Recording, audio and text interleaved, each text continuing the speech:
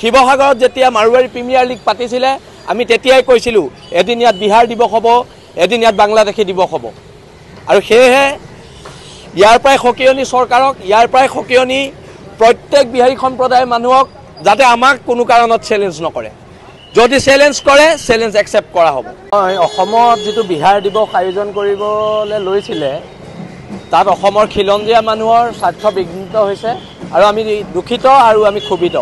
কিন্তু কোনটো জাতীয় সংগঠনৰ প্ৰাক্তন নেতাই ইয়াত উদ্যোগ লৈছিলে সেইটো অসমৰ জনগণে চাই আছে।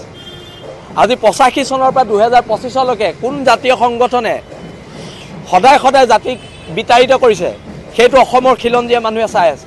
এতিয়া কথাটো হ'ল আক্ৰমণ হ'লে প্ৰত্যাক্ৰমণ হ'ব। অসম চৰকাৰক সকীয়াই দিছোঁ, কোনো কাৰণতে বিহাৰী দিৱস পাতিবলৈ দিয়া নহ'ব, বিহাৰ দিৱস পাতিব দিয়া নহ'ব। শিৱসাগৰত যেতিয়া মাৰোৱাৰী প্ৰিমিয়াৰ লীগ পাতিছিলে আমি তেতিয়াই কৈছিলোঁ এদিন ইয়াত বিহাৰ দিৱস হ'ব, এদিন ইয়াত বাংলাদেশী দিৱস হ'ব। আৰু সেয়েহে ইয়াৰ পৰাই সকিয়নি চৰকাৰক, ইয়াৰ পৰাই সকিয়নি প্ৰত্যেক বিহাৰী সম্প্ৰদায়ৰ মানুহক যাতে আমাক কোনো কাৰণত চেলেঞ্জ নকৰে। যদি চেলেঞ্জ কৰে চেলেঞ্জ একচেপ্ট কৰা হ'ব, তাৰ বাদে আৰু ইয়াত বেলেগ কথা নাই।